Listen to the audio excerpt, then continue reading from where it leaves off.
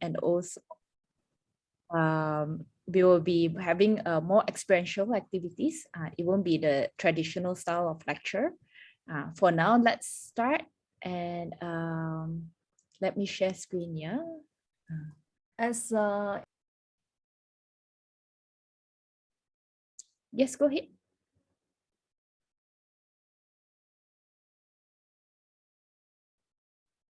Okay.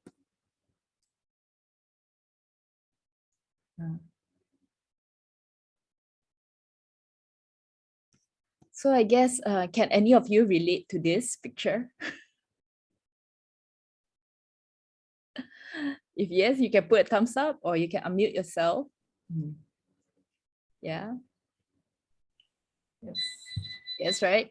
Like for me, oops. Okay, there's more people joining. Yes, good. People. Okay. Yeah.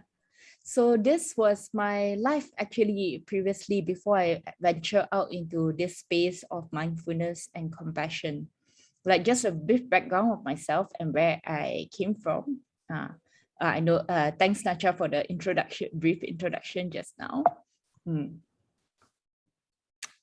So like, I'm actually from a finance business background. Like I graduated from ACCA, worked at Ernst & Young as an auditor. And then after that, went to INSEAD for my MBA and started working in Singapore and Bain & Company as a management consultant. So I was there for a couple of years, and it was at that time where like life got really hectic and like very stressful for me. And it was my, I didn't realize at that time, but I think at one point I was on the verge of burnout, and a friend introduced me to mindfulness practices. And I was like, oh, I was really blown away in the first time when I was experiencing it, because I was thinking, I didn't realize that there are tools and practices that could help me to train my mind, to give myself more mental space. Because in the past, whenever things get hectic and busy, even though when I want to stop thinking, I cannot stop thinking. When I want to focus on something, my mind will be very distracted. So it was very helpful in that sense. And like I started exploring more about my mind, about opening up the heart, about a lot of our inner practices. And I realized that like at that time, one of the biggest thought was like, oh, wow, I wish someone would have taught me this when I was much younger, when I was still in my uni days, when I'm still in school. So I came out from consulting from the business world and started doing training in this area and learning, developing myself in this area. So I went to this organization called Search Inside Yourself Leadership Institute. For those who are not aware, Search Inside Yourself actually is a program developed by inside of Google. Okay, so like Google encourage their engineers and staff to spend like 10-20% of their time to do something, anything that is not necessarily work related, but basically to cultivate their innovation and creativity. And what this engineer, actually is a Singapore engineer, and his name is Tan Chak Ming. And what he did was he actually spent his time to develop a mindfulness and emotional intelligence program, because it's, even in Google, it's a very hectic, fast-paced environment, right? So he was figured that if he can teach the engineers how to meditate, how to practice mindfulness practices, he can teach anyone else. And it became a very popular course within Google itself. At one stage, it was like up to 9 months to just join that course waitlist. So it was a very powerful shift for them, and it became a very popular program. And Google was nice enough to allow them to get the IP out, and they formed this non-profit called Search Inside Yourself Leadership Institute, where they start training outside trainers like me. So that's where I got my training. And also, so mindfulness alone is not, is a base, is a foundation, but I always feel strongly that it should be coupled together with compassion. And Stanford University, actually in the US, actually had started a research center just to research on compassion and altruism. And that's where I get most of my training. And most of what we are exploring today will be from my experiences, learning from both Search Inside Yourself and also from the Compassion Institute. Okay, so as I started out my own company, Just4Mind, to share more in this space. Most of the time, I work with different companies, organizations throughout Southeast Asia. But sometimes I occasionally go into higher education and into schools as well to teach and the kids and the teenagers as well, and the teachers. So welcome. Thanks to those who are joining in. Okay, we are just started. You didn't miss much. Okay. So as you all know from this pandemic, right now we are kind of in this VUCA space. I don't know whether you have heard this word that's coined by the US military, but basically right now the world is really volatile. There's a lot of uncertainty in the world. No one knows what will happen. Even now when things are stable, a lot of us are vaccinated already, things to be stable, but who knows? We don't know when the next cluster will come out, when things will keep shifting. And there's a lot of complexity, like whether the economy down the road, how will it impact us? How will the now new norm affect us? And there's a lot of ambiguity as well. So under this context, I believe it's even more important for us to not just develop our knowledge and intellect, but also to really develop our inner strengths, our resilience, our mental and emotional strengths, so that whatever happens, we will have the tools, the practices to cope with the challenges in life, to cope with all these uncertainties. Right now, actually, I believe in Singapore as well, but all across the world, since COVID started, mental and emotional health issues has shoot up the roof, have really increased a lot. There's a lot of suicidal cases also increase a lot, and also even in higher education as well for students as well. A lot of them are struggling to cope. So when we have more awareness of the tools for ourselves, we can also be able to teach the tools and help the students around us to cope better in this situation. Okay, so let's I'll show a short video, okay, on what is the understanding of compassion here. When we talk about compassion, there's a lot of aspects to it. Okay, it's different from empathy, from sympathy. So what exactly is compassion here?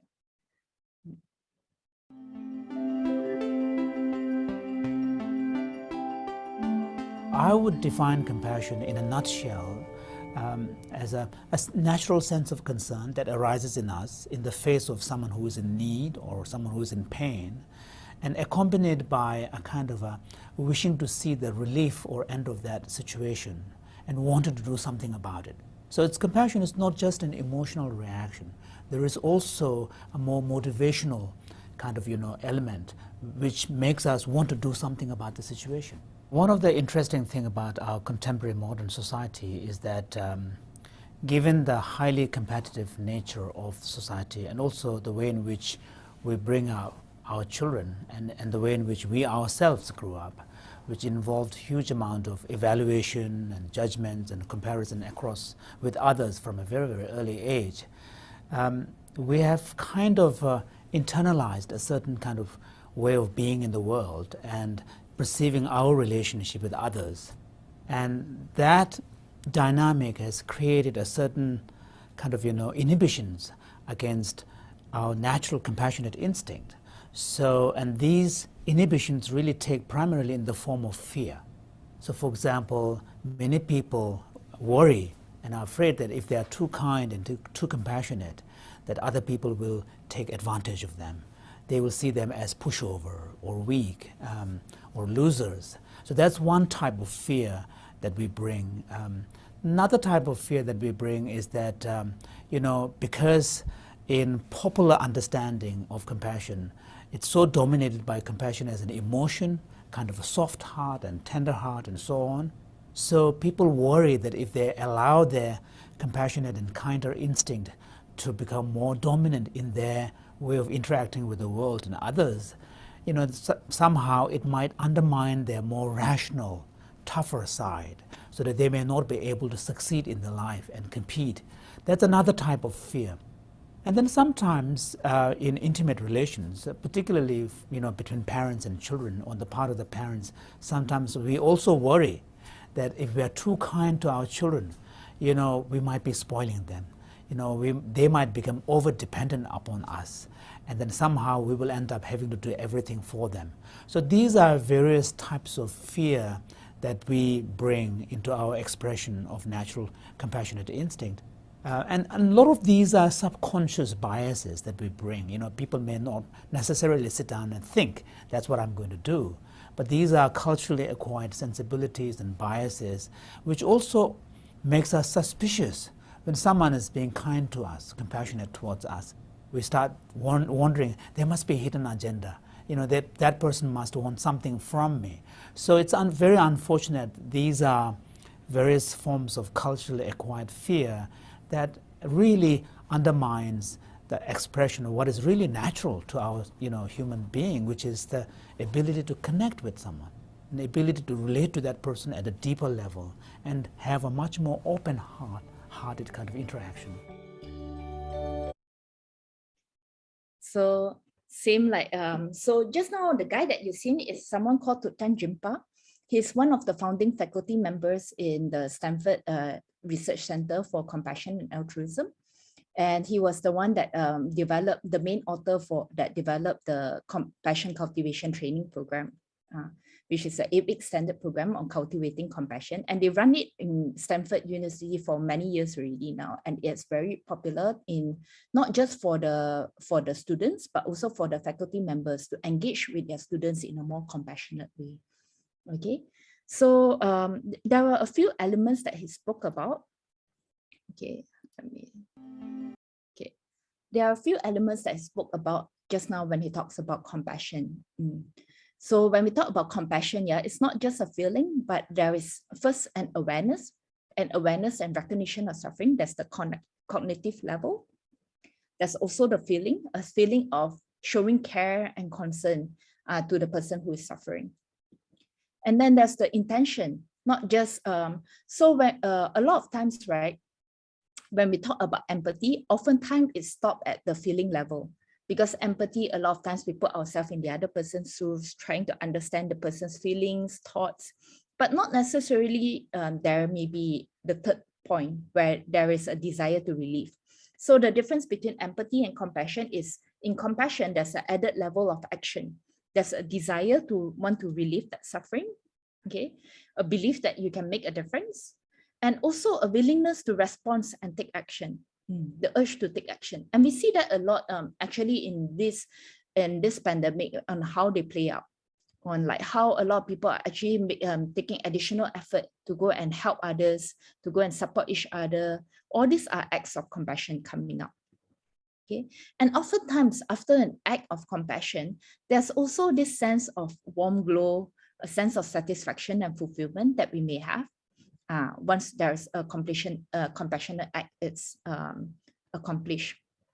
Now, just now, Tutan Jimpa in his video also were talking about the various fears of compassion. That is something, interestingly, a lot of the fears that that he highlighted is not, when they do more research on this fear, they realize it's actually the total opposite.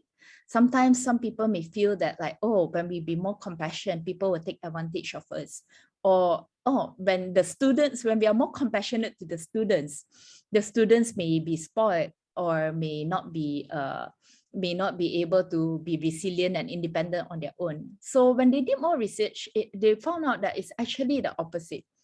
When we are able to provide a more compassionate space and presence to the student, more willing to listen to them, it actually give them more motivation to grow, more motivation to overcome their mistakes, more motivation to go through the extra mile.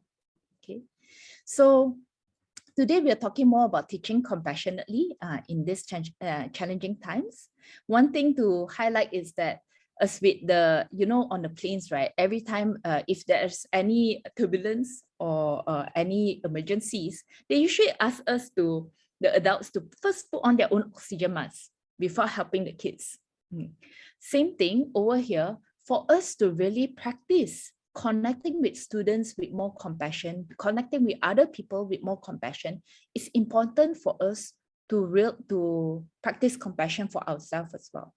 Okay, when we are compassionate, oftentimes when we judge ourselves, we hold ourselves to very high expectation. Very naturally, we transfer that expectations to the students as well, expecting them to perform at a high level of standards like how we expect ourselves. But when we are able to be kinder to ourselves and more compassionate to ourselves, we also are able to relate with students in a more compassionate way. So today we will first talk a bit more about self-compassion and how do we give compassion to ourselves. So self-compassion is something that's growing awareness, especially in the field of mindfulness and compassion. There's a lot more research now on self-compassion, and a lot of people struggle with it, especially in I think in countries like Singapore, where people are a lot more driven. People have very high expectation of themselves from young, like they are driven to and also be more competitive. So self-compassion is something that a lot of people struggle with. It's like every time if you think back, right, when you have accomplished something, do you intentionally or consciously appreciate yourself or compliment yourself or treat yourself to something? But let's say you screw up something, when you did something bad or make a mistake, what is the inner voice telling yourself? Are you being overly critical to yourself? Do you scold yourself a lot? Oftentimes, it's the other way, right? We tend to scold ourselves more than to appreciate ourselves. And sometimes the things that we tell ourselves may not even be things that we will tell someone else. The harsh thing that we tell ourselves is not even things that we may tell others who are suffering, or our other friends, or even strangers. We won't use that kind of language, but we use that language to ourselves. So self-compassion is something that is really important, especially in times when mental and emotional stress is high. The more we can cultivate more compassion towards ourselves, we can connect better with others with compassion. So there are three elements here when we talk about self-compassion, and this is something that is the research work is done by Kristen Neff. You all can research more to find out more if you are interested in this space. But she highlighted three main components in self-compassion. We'll go through one by one in more detail. The first one being mindfulness. So we don't have time to go in detail in mindfulness, but I know mindfulness nowadays seems to be a buzzword. A lot of people have heard about mindfulness, but not many people may be familiar and know what it is. In very simple terms, okay, mindfulness, you just need to remember 4 words. It means being present and being aware. Okay, what it means is that what are we being present to? What are we being aware of? Okay, being present means that your mind is here. Right now, a lot of you are hidden behind your videos. So I don't know whether you are present. I know your body is in front of a laptop. I don't know whether your mind is still present with me. So when we talk about being present, means your body is here, your mind is here together with me. Okay. When we talk about being, your mind is not in the past or not in the future. When we talk about being aware, what we can be aware of is being aware of not just what you see, what you feel, what you touch in your surroundings, okay? Not just being aware of the people around you, but also being aware of your own internal state. Being aware of what thoughts comes out, what judgments or biases that you may have, being aware of your own emotions, your own body sensations. So being aware here, there's both sides, both the external and the internal as well. Now, a good way of illustrating this is this. You all see this picture here? What do you all notice from this picture? Anyone, you all can unmute yourself or put in the chat box. What do you all notice from this picture? What's the difference between these two persons in the park?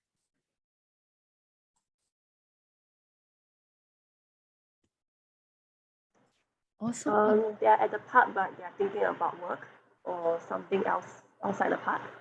Yes, thank you. Who's speaking? I couldn't see. It's Ing. Thank you. Yeah, one person is attempting to multitask also. Thank you, Lynette. So yeah, so one person is in the park, but there's so many things going on in their mind. They are planning to multitask also. And the other person is in the park, enjoying the park. Now, which state do you relate more to? How often do you see yourself in the left? And how often are you in the right?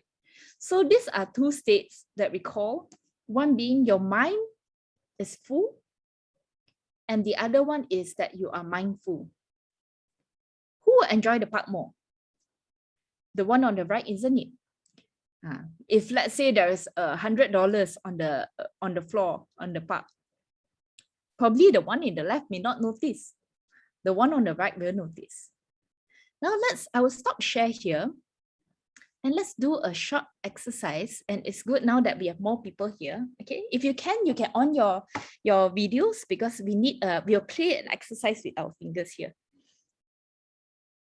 Okay, just on your video for a short while. Thank you, Beatty, for being the first one.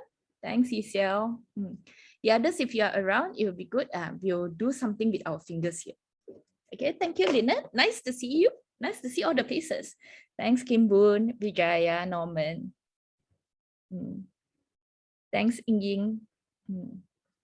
Okay, so what we are going to do here is, now I will give a few scenarios.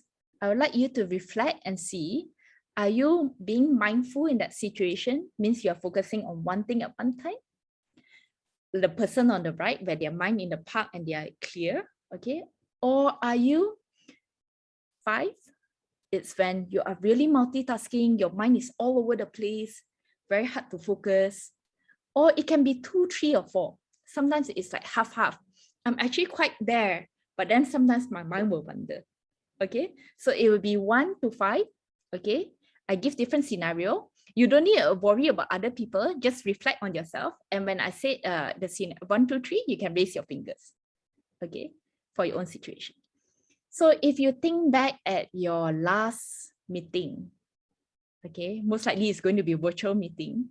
Your last meeting, are you mindful or was your mind full? 1, 2, 3. Which one are you? Very honest. Thank you. If you think back at your, I think some is holidays, right?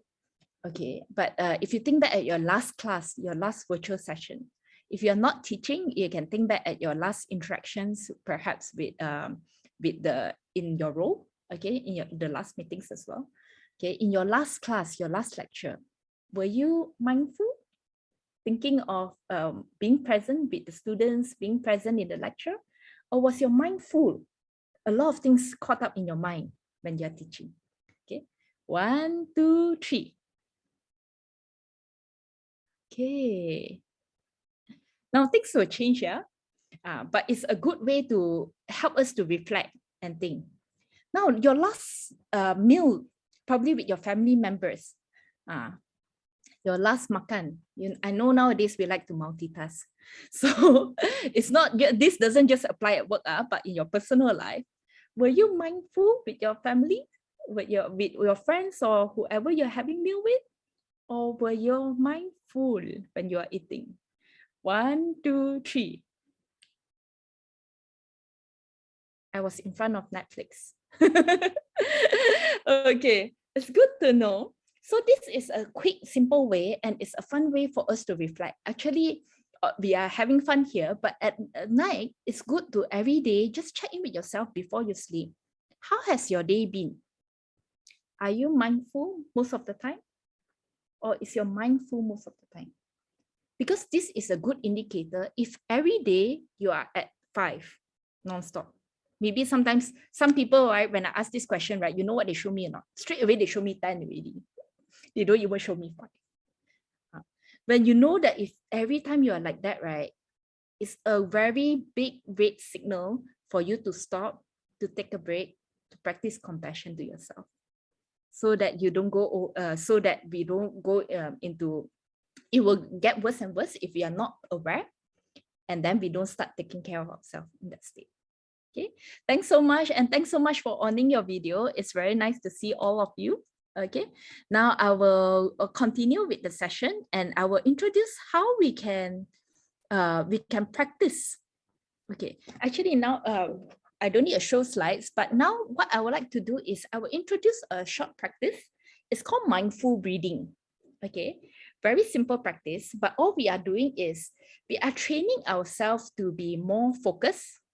Okay, trying actually in default mode, right? Our mind scattered everywhere. In fact, there's a research that shows that more than half the time our mind is wandering one. Okay, even the more you try to focus on one thing, have you experienced that? Very easy, your mind will wander and then you got bring it back again. Sometimes you want to focus on one thing, 1 hour passed already, I'm still on this thing. Have you experienced such things?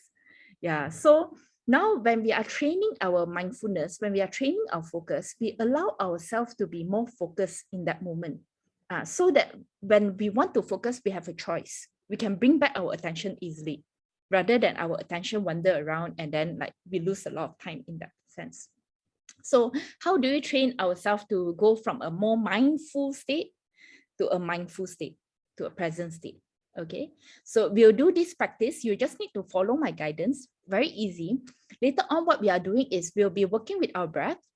You can watch your breath either at your nostrils, feeling your the air going in and out of your nose, or you can watch your breath at your chest area.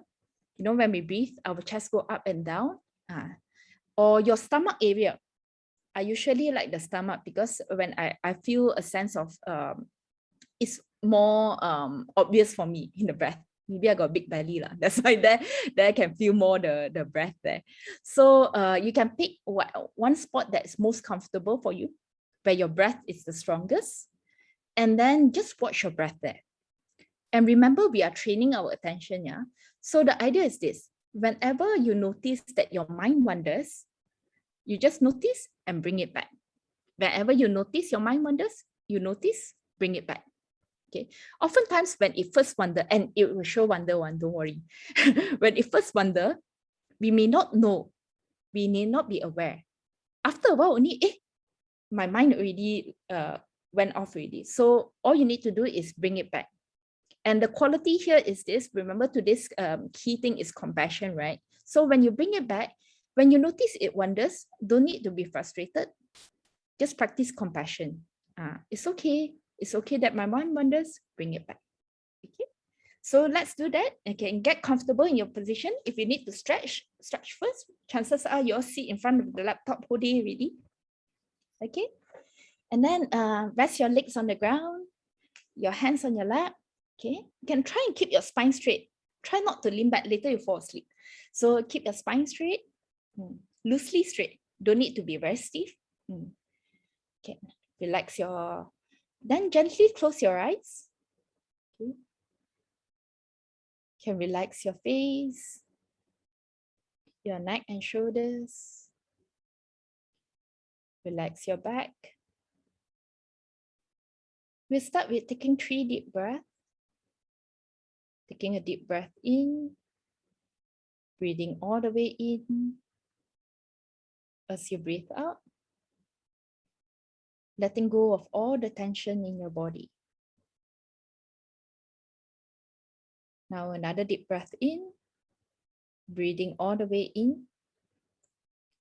As you breathe out, relax your body. Last breath in, breathing all the way down to your belly. As you breathe out, letting go of all the tension, stress, anxiety in your body.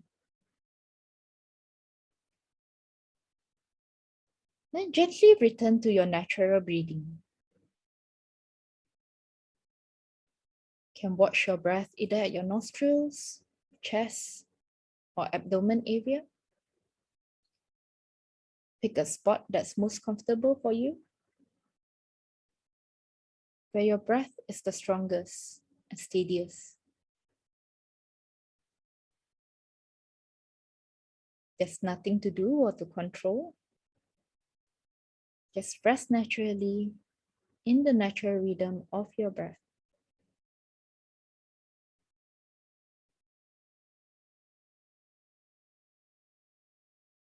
Know that you are breathing in.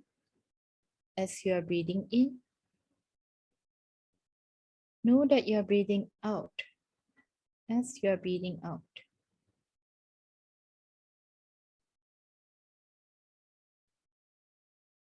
allowing your breath to settle your mind, further relax your body.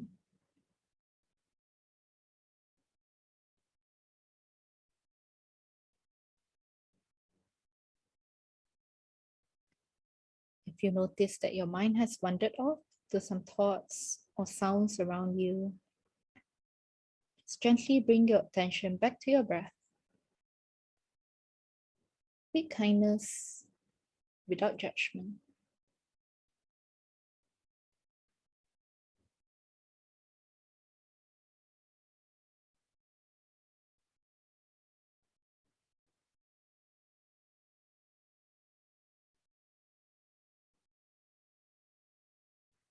You may count your breath from 1 to 10. Whenever you're distracted, start again from 1.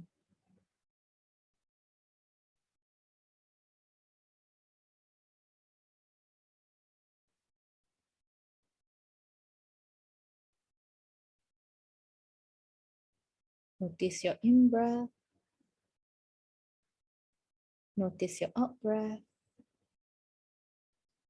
Noticing the small gap between your in and out breath.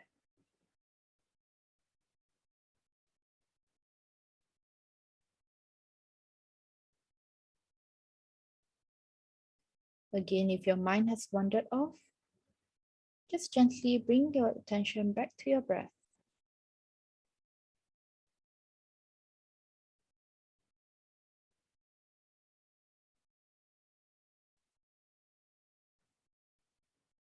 Each time you bring back your attention, you're strengthening your attention muscles, your awareness muscles.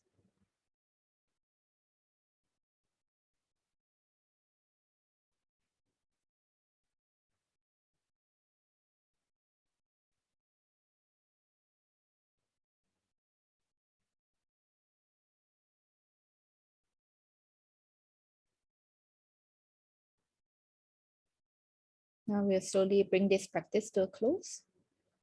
You can take a deep breath in, a deep breath out, slowly opening your eyes, bringing yourself back to the room.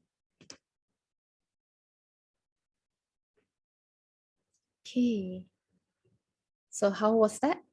How do you all feel? Good? More settled? Can do on your own or not? Can, eh? So you see, right? We didn't do very long. It's probably less than 5 minutes. But in this 5 minutes, what it does is it allows our mind to shift. Like whenever our mind is clouded, it's like our mind is like a snow globe, you know. You all know a snow globe where you shake, shake, shake, then the snow keep moving. So when you allow the snow globe to rest, what happens is the glitter inside just rest, settle down. Our mind is like that. Every time we keep thinking, right, it's like stirring up the snow inside. But when we just now watch our breath, and every time it wanders, we bring it back. What it does is our mind, we are letting our thoughts to settle down. And when it settles down, you notice that there's more space. There's more clarity in your mind. Then after that, you can reset to do whatever you need. But at least now, it's not as tight as before. Your mind is not as full as before. You can slowly move from a mindful state to a mindful state. And this is very important when we teach the students as well.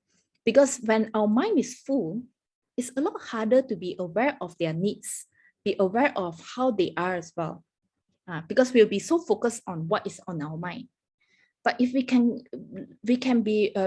loosen up and have more mental space, right? Just through with more mindfulness, it allows for us to be more aware of what is going on when we connect with them, allow for us to be more attuned to them, and we can teach with more compassion in that sense. Okay, so a short practice that I find very useful is, so this one is something that, of course, we are training a new muscle. It's like going to the gym. You cannot just do one time and then the muscle is formed. What we are going to do is, it has to be done every day. Consistency is the key. It doesn't have to be long. It can be as short as 5 minutes, like what we do just now. Every day, just 5 minutes. It could be before your class, or after your lunch, before setting up a new day, or when you first wake up, or before you sleep. Okay. But what you do is every day you practice that 5 minutes, right? Slowly, you'll notice that our focus, we are rebuilding it. Okay. It gives us more mental space, and it helps us to take care of our mental health as well. Because not many things that we do on a daily basis. We use our mind all the time. We use our brain all the time. We even overwork it. But we know physically, to keep our body healthy, we go for exercise. For our mind, right? For our brain, right? What do we do to keep it healthy? There's not a lot of things that we do consciously. We may say sleep, but actually a lot of people have struggled sleeping.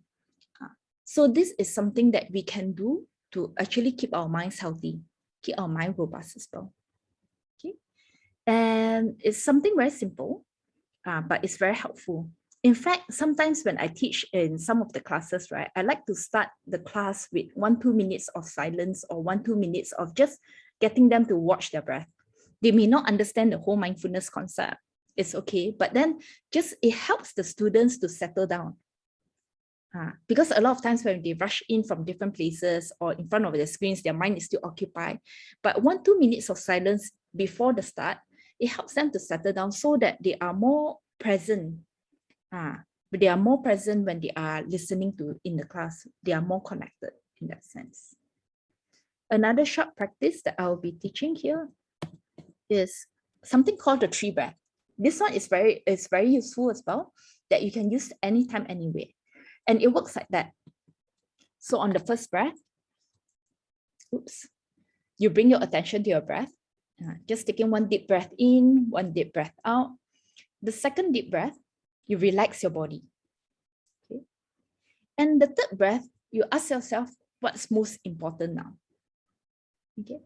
This is very useful, I find, especially now pandemic. Now pandemic, and during the lockdown, when I'm staying with my family, right? Sometimes when I get triggered and all those, when I get upset, then it helps me to settle down very quickly, and so that I can bring more compassion into the interaction. Okay, so whenever, like, let's say your mind is really clouded, or in that moment you're really stressed out, really overwhelmed, and you want a breather, you can try using this tree breath to quickly settle yourself down. Okay, but this tree breath is not a replacement of the other breathing exercise, right? The other breathing is still, we need to build up our reserves, you see. So every day we practice, we are strengthening the muscles. Then when stressful moments hit, you can use tree breath in the moment, because you already practice and develop this mindfulness muscle, this awareness muscle. Okay, so this tree breath, very easy. We can all do together. Okay, I'll just guide you all. We all take 3 deep breaths together, yeah? So on your first breath now, breathing in, bring your attention to your breath. Second breath, breathe in, out, relax your body. And on your third breath, breathe in, out. Ask yourself, what's most important now? I find the third question is really powerful, because this is when, let's say during the day, when there's a lot of things going on in your mind, and then suddenly you're not sure what to do next, or how to prioritize, and there's so many things to cope with. Try using this tree breath to help you to refocus, to help you to redirect your attention. If, let's say, your mind is really stuck, then this tree breath is a powerful practice that can help you to calm down and think of what's most important at that time. Okay, so I'll move on to talk a bit more about the other components. So we just briefly talk on mindfulness, and what I'm teaching is really just the surface, but it's a very good practice, good enough practice already. Now, the second part is on common humanity. A lot of times when we are struggling, right, we feel that we are alone in the situation. Okay, it's very hard to feel connected. It's very hard to feel that, like, there will be this mindset of like, oh, why is it me again? Why do I have to go through this?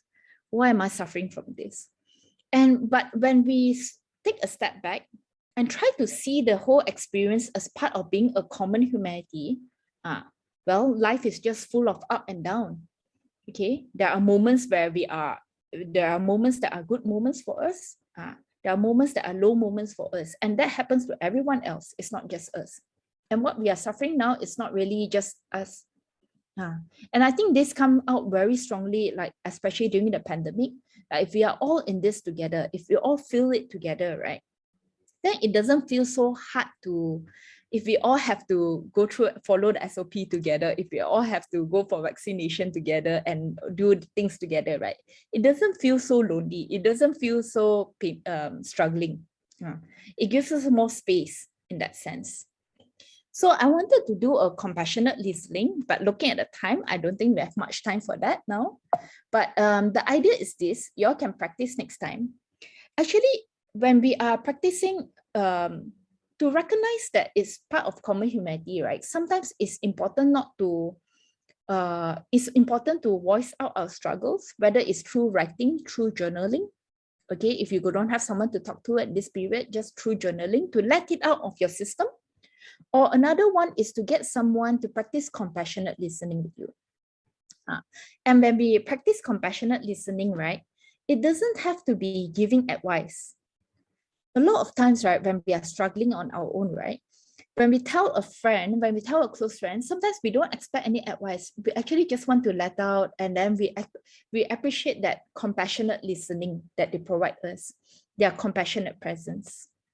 It's the same thing for our students as well. Sometimes when the students come to us, sometimes when we are too busy and feel overburdened, know that actually we may not need to provide advice and all those things. All we need to do sometimes is really just give them the listening ears, give them our compassion, so that they know that someone out there is caring for them, someone out there is listening for them. A lot of times when we talk about mental health issues, right, when people go into depression, suicidal, or anxiety, oftentimes it's because they feel very isolated. They may not be able to talk to their family, their friends about their situation. There's no one to listen to them. So when we practice compassionate listening, it allows them to feel that they are not alone. They are part of this common humanity. Okay. And then the last part, which is something very important as well, is self-kindness. Just now I talked briefly about how we are very harsh to ourselves. In fact, if you reflect, right, I don't know about you, but most often we are the harshest judges to ourselves. It's not our bosses, it's not our teachers, it's not our parents, but most often we are the one that scold ourselves the most whenever we screw up, because we stay with ourselves for 24 hours, right? Everything is magnified, all the mistakes are magnified. But the good thing, the important thing is that know that our mind has this negative tendency. It's important for us to practice having that awareness, that mindfulness, that we are not so caught up in this self-judgment, but practice more self-kindness instead. I'll show a video that can clearly demonstrate this point of how we view ourselves here. I'm a forensic artist, worked for the San Jose Police Department from 1995 to 2011. I showed up to a place I'd never been, and there was a guy with a drafting board. We couldn't see them, they couldn't see us. Tell me about your hair. I didn't know what he was doing, but then I could tell after several questions that he was drawing me. Tell me about your chin. It kind of protrudes a little bit, especially when I smile. Your jaw.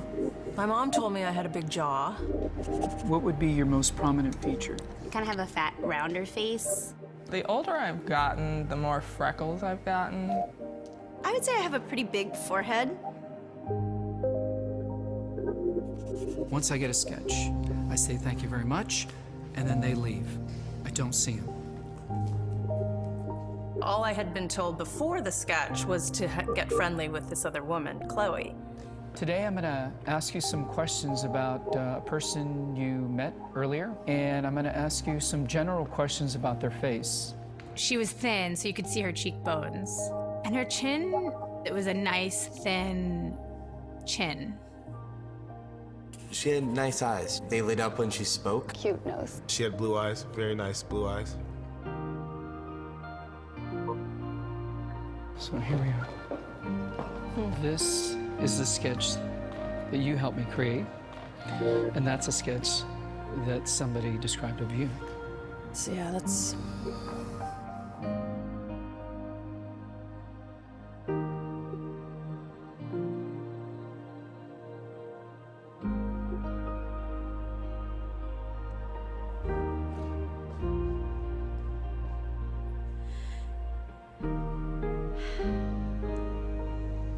She looks closed off and fatter, sadder too.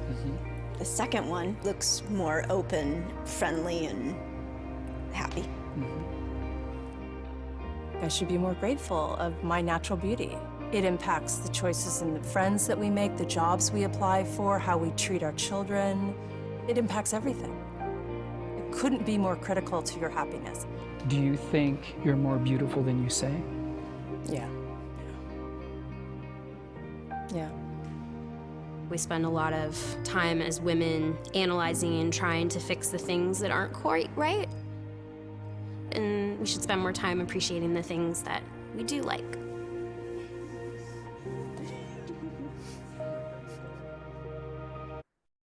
Okay. So you can see how a lot of times when we view ourselves, it's a lot harsher.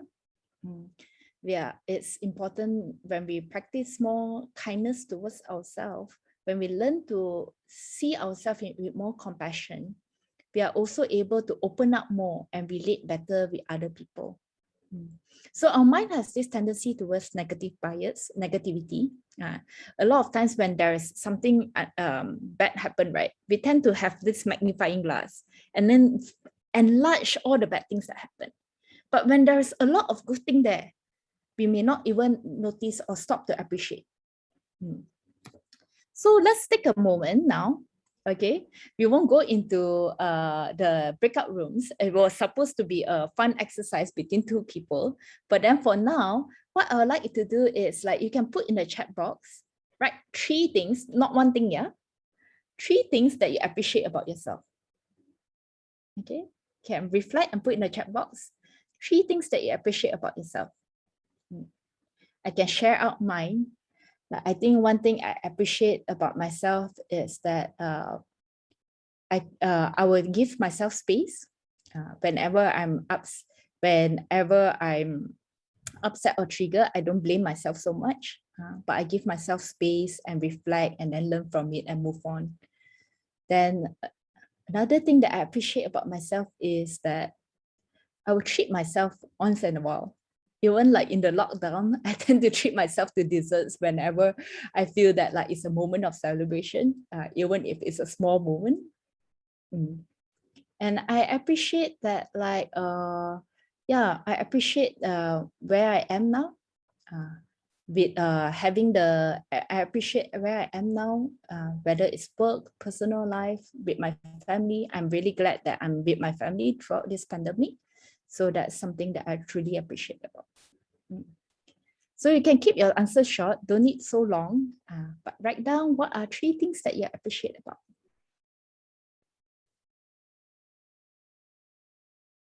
Don't need shy, yeah? Yeah, I think people might be shy, but I will be the first to Thank you, Nasha. put down mine. Okay. Cheerful, persevering, and kind. Thank you. Yeah. It's a good moment. It's a gift to yourself to appreciate yourself. Because sometimes it's like, it's not all the time we get appreciation from acknowledgement from others. And it's important to know that we don't need to rely on others, but we can take a moment to appreciate ourselves whenever we need. Yeah. So thank you for the others who respond. Easygoing, looking at positive side, very flexible, fun-loving, quite shy and considerate. Give myself treat with sweets after I completed myself. Yeah, that's a good thing to sometimes to consciously treat yourself. It makes yourself happier. It makes yourself, it's a form of motivation, I find. I'm healthy, you support yourself, yeah. Yeah, actually now sleeping well is a very good thing. Our health is a very important thing. Able to smile is also a very important thing. Yeah, appreciate friendly. So thanks for all the sharing. For the others, I'm quite organized, eat well, think of others. Yes. Spend time to work out, stay healthy. I'm content with the current state, take things easily. Yeah. So continuously do this, not just here, yeah. I just kickstart today, but then I think it's important for our well-being to constantly think of things. When we learn to appreciate ourselves more, it's easier to appreciate the students, appreciate others around us, because we start to notice positive things rather than being used to our mind's negative bias. Okay, so with that, I want to talk a bit more about, in the last few minutes, I want to talk a bit more about how we can relate all these self-compassion things to students, okay? And for those who are not dealing with students, to the people around us, this is also very applicable, okay? So when we talk about mindfulness, the opposite is actually over-identifying. Part of the reason why we want to practice mindfulness is so that we don't go into a state of ruminating, where we keep repeating, thinking in circles, going down a negative spiral. So one way when we are practicing mindfulness, we become more aware of our own feelings, our own thoughts.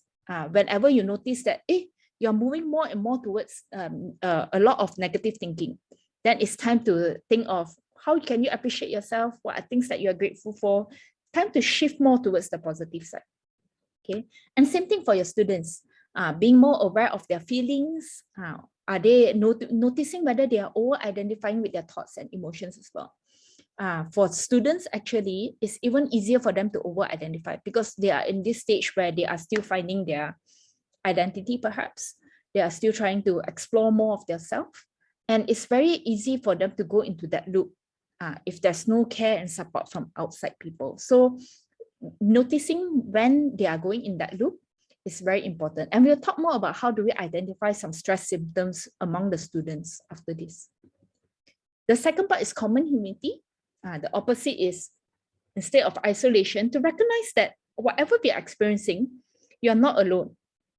Whatever you're experiencing is part of being human, part of the broader common humanity. It's okay to make mistakes once in a while. It's okay not to be the perfectionist. It's okay to tend to your needs. Sometimes it's okay to, when you need a break, take a break, to take care of yourself. And then when we relate better to our needs, we also start to be more aware and able to connect more compassionately with the needs and experiences of others, whether it's your students, your other stakeholders, or people around you. Self-kindness versus self-judgment. Our mind nowadays, right, is so very easy to make judgment, you know. Sometimes all this judgment can come very quickly. Like whenever you see someone, like even now, whenever I'm talking, probably there are judgmental thoughts going through your mind. It's not bad. It's just the nature of our mind. Like how very quick we want to form opinions of certain things. And then that's where judgment comes. But one thing to take note is, that's why when we practice mindfulness with the breath just now, we are practicing a state of non-judgmental. When good thoughts come, doesn't matter, you bring back to your breath. When bad thoughts come, also doesn't matter, you bring back to your breath. So when you practice in this non-judgmental way, we are loosening our grasp on judgment. We are loosening up that and can have more space for kindness to develop, for more compassion to develop. Okay, so you can think about what do you appreciate yourself. You can also think about what do you appreciate about your students. It's very difficult sometimes. I know it's not easy. I really appreciate the teaching profession. But like when we start to look more at the positive, it also helps us to teach more in a more compassionate way. How can I be kinder and less judgmental to yourself? This is something to explore, especially if you're someone who is a perfectionist, who cannot who blame yourself a lot. It's important to notice that and see what you can do differently. Okay, and how can you be kinder and less judgmental to students? Now, a few things that is important in this pandemic is there's a lot of mental stress and emotional stress going on among the students as well. So I was encouraged to share this part as well so that we have more awareness whenever we communicate with students. I think one difficulty is that when things move online, a lot of times when we don't get to see the students, I'm sure a lot of students like you all would like to close the video.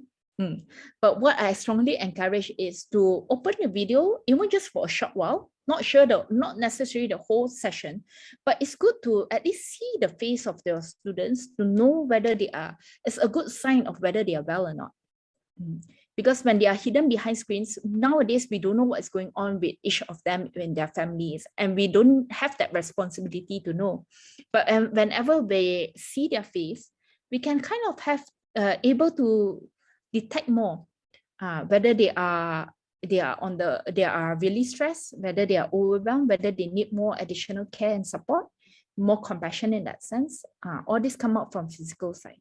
So the physical symptoms that can detect stress is like showing low energy, especially when they are someone who is very active. When they suddenly become very low in energy, that's some red sign already. When there's general aches, pains, when they are having digestion issues, stomach ache, dizziness or nausea, insomnia. Insomnia is a very big one. When a lot of them, they cannot sleep, it builds up, okay? And then like when they are having chest pain, shortness of breath, sometimes they will shake as well and their hands get sweaty. Or you notice they may grind teeth or their jaws are clenched. So take notice of these symptoms. It's easier face to face, but online at least can see their face whether they are looking good. If they are every time smiling and one day they are really upset, their face is really pale, then it's a red sign to do something already. Emotional symptoms, this one may be coming out more from interactions. So like whenever you all have more breakout room activities, you have more interactions, because you all do a lot of project-based learning. So this one may come up more. So in the discussions, when people feel sad, moody, we can hear from the voice as well when we have increased awareness. But when our mind is full, we won't be able to detect these feelings. So when we are more mindful, we can be more aware and can connect in a more compassionate way. When there's excessive fears, anxiety, worries, guilt, feelings of guilt, and when they are easily agitated, angry and hostile, especially if they are not someone who is naturally angry. When suddenly there's angry outbursts, those are red signs to need to be more careful. And you all can, it's not the role of the faculty so much, but like when you all detect this kind of symptoms, it's good to refer them to the counseling unit. Extreme mood change, when there's isolation or withdrawal from the friends and family. Okay, so I will share some of these slides so you all can refer to it. But this is very important nowadays when mental health is on the rise, to take notice of these things, especially among the students, because students nowadays, they don't turn to their parents. And when before lockdown, they can turn to their friends. When everyone is in their own bubble, it's harder to turn to their friends also. So a lot of them are actually isolated in some ways and other, and they may not know how to reach out for help. Okay. So with that, I want to show a last video to close off. Hopefully it's not too late, but I really like this video and I think it sends a powerful message. So I'm going to show it here. Okay, if for those who need to leave, you can make a leave first soon, but it's just short 2-3 minutes.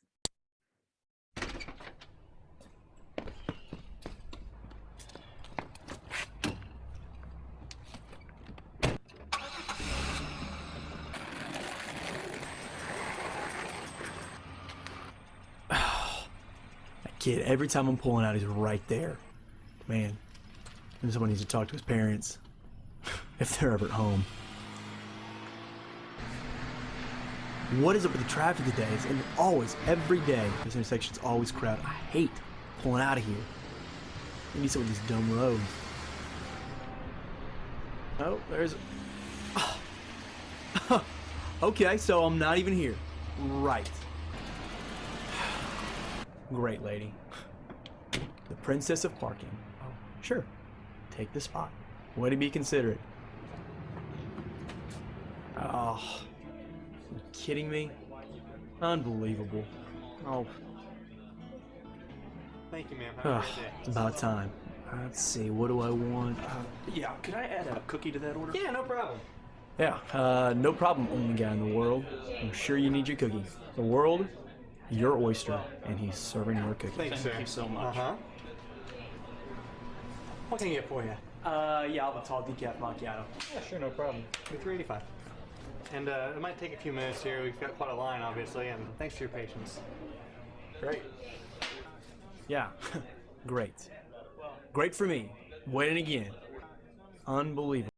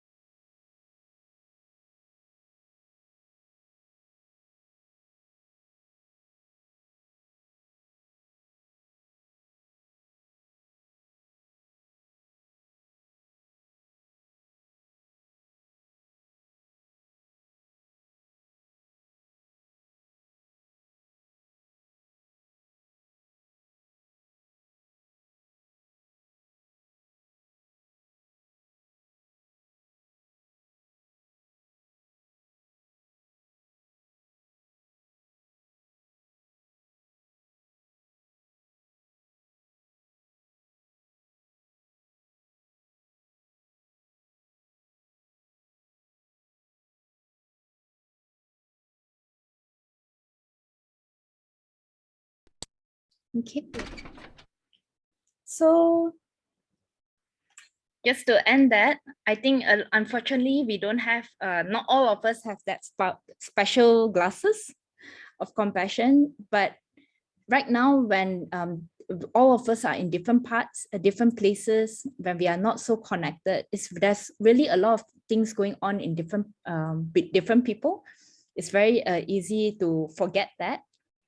Let's try to, so it's even more important for us to cultivate compassion, to bring a more compassionate lens.